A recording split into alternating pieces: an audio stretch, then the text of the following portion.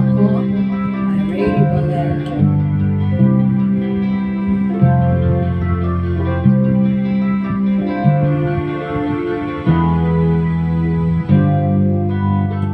Mayroong lungkot sa iyong mga mata at kay bigat ng iyong pinadala.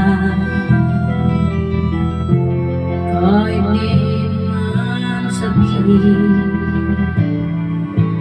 paghihirap mo'y nadarama ko rin.